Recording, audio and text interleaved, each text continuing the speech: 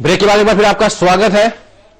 विभाकर जी हमारे साथ मौजूद है। ब्रेक पर जाने से पहले चर्चा हो रही थी कि आखिर 100 दिन में ऐसा क्या हो गया कि समाजवादी पार्टी कह रही है कि और बाकी जितने पॉलिटिकल पार्टीज हैं उनका भी यही कहना है कि मोदी फैक्टर जो था वो खत्म हो चुका है, गुब्बारे में से हवा निकल चुकी है। विभाकर जी क्या वाकई ऐसा है?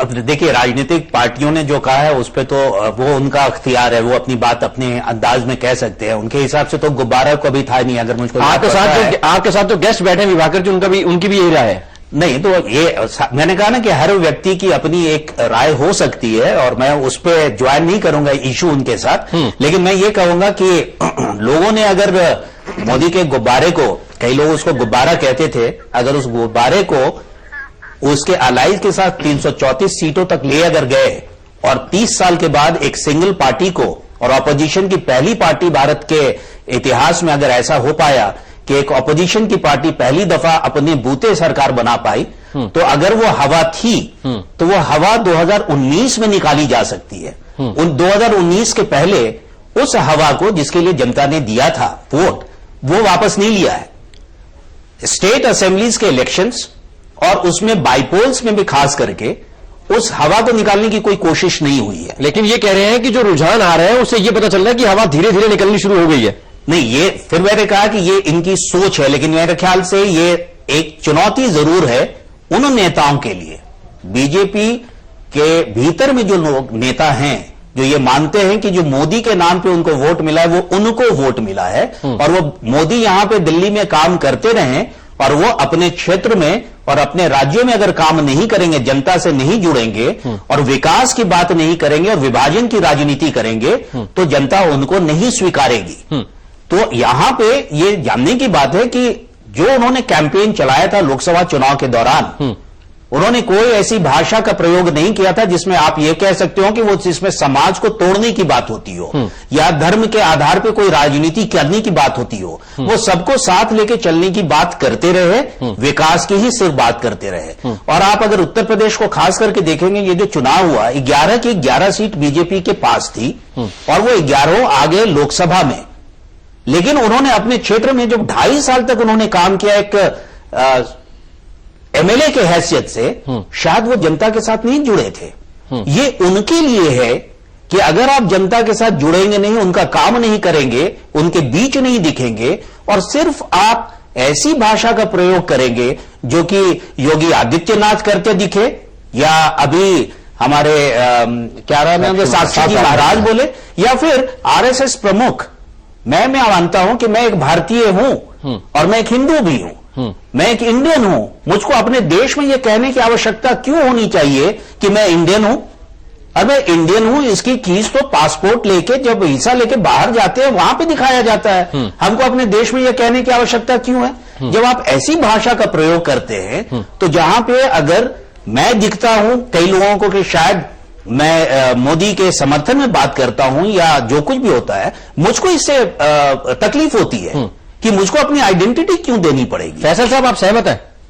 नहीं, देखिए कुछ चीजें जो ये कह रहे हैं सही है, लेकिन एक बात ये कि सिरे से आप इस बात को नहीं निकाल सकते हैं कि मोदी जी का इसमें कोई लेना देना नहीं है। अभी बीजेपी के जो प्रवक्ता हैं आधिकारिक, उनकी जब आपने बाइट चलाई तो वो भी ये कह रहे थे कि नहीं, ये चिंता का विषय तो जरूर है और ये इस तरह का चुनाव परिणाम हम लोग अपेक्षित नहीं था और जो हुआ है उस पर पार्टी में चिंतन और मंथन होगा। तो कहीं ना कहीं उनको भी ये बात लग रही है कि जो हुआ है वो अप्रत्याशित है और इसके ऊपर गहन चिंतन की जरूरत है। जो आधिकारिक प्रवक्ता है भारतीय जनता पार्टी के, वो इस बात को मान रहे हैं। लेकिन दूसरी बात हमने पहले भी कहा और विभाकर जी से मैं बिल्कुल सहमत हूं कि जिस तरह की भाषा, जिस तरह का कैंपेन खास करके उत्तर प्रदेश में चलाया गया, वो जरूरी नहीं था कि हर वक्त यही बात की जाए, सांप्रदायिकता की बात की जाए, लव जिहाद की बात की जाए और कहीं ना कहीं हिंदू मुस्लिम की बात की जाए, राष्ट्रीयता की बात, तो वो उसको पूरे तौर पर नकारा गया। जब इंक्लूसिव ग्रोथ की बात होती है तो नरेंद्र मोदी को वोट मिल जाता है, लेकिन जब डिविसिव पॉलिटिक्स होती है तो शायद उसका वो इफेक्ट नहीं होता हर इलेक्शन में जो पहले दिखा है। तो कहीं कहीं ना कहीं जिस तरह से कैंपेन हुआ भारतीय जनता पार्टी का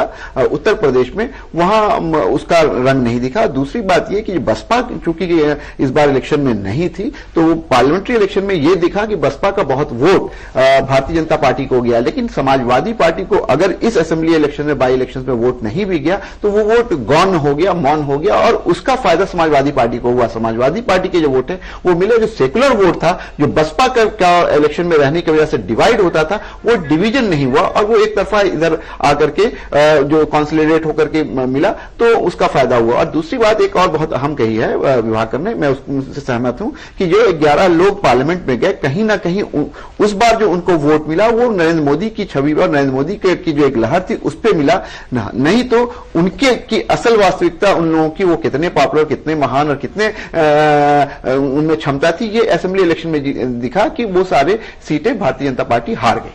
विभाकर जी आप कुछ कहना चाह रहे हैं, लेकिन एक छोटा सा ब्रेक लेने का आदेश है मेरे को। मैं ब्रेक के बाद फौरन आपके पास आऊंगा। एक छोटा सा ब्रेक।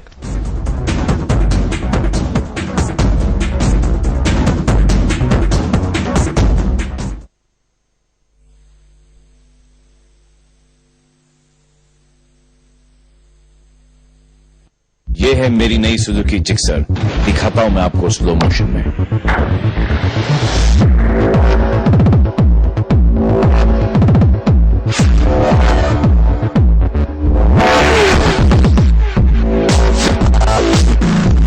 क्योंकि नॉर्मल स्पीड पर तो सिर्फ यही देख सकोगे।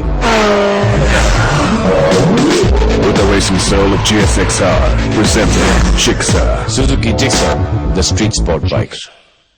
सब कुछ पूरा व्हाइट, फिर ये कपड़ा क्यों आधा अधूरा व्हाइट? क्या करें यार, सफेद कपड़े फीके जो पड़ जाते हैं। लॉक गए सफेदी के शौकीन, लाओ मैल को लॉक करने वाला नया टाइड प्लस, जो जमे हुए मैल को निकाले, जिससे मिले full on white. Tide plus हो तो फुल ऑन व्हाइट हो। अब नए टाइड प्लस पाउडर वाली फुल ऑन व्हाइटनेस नए टाइड बार में भी।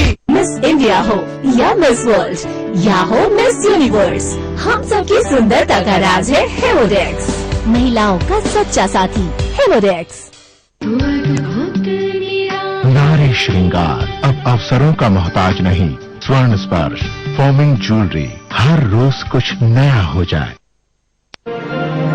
MS स्वामीनाथन ने कहा है, कृषि हर एक भारतीय की आजीविका के लिए रीढ़ की हड्डी है। MS स्वामीनाथन की इसी सोच को हकीकत में बदलने वाले किसानों को सम्मानित करने की शुरुआत हो रही है मध्य प्रदेश से। समय अन्नपूर्णा मध्य प्रदेश 2014 देश का सबसे बड़ा प्रादेशिक कृषि सम्मान भोपाल में 30 सितंबर को। प्रिंट पार्टनर राष्ट्रीय सहारा और रोजनामा राष्ट्रीय सहारा, इंटरनेशनल टेलीकास्ट पार्टनर आलमी समय, अ माइडिया 100 इनिशिएटिव। अभी तक फोन नहीं आया। कैसा जॉब है ये? अकेले शहर भेज दिया इतनी दूर। Hello Mansi, video call. ये ऑफिस है क्या? 5 स्टार होटल है। लेकिन डोंट वरी पापा, ऑफिस पे कर रहा है। 5 स्टार बेड, 5 स्टार तकिए। शेयरिंग है क्या? इतने सारे तकिए तो हमारे घर में भी नहीं है। मेरा कबर्ड, और रात को भूख लगे तो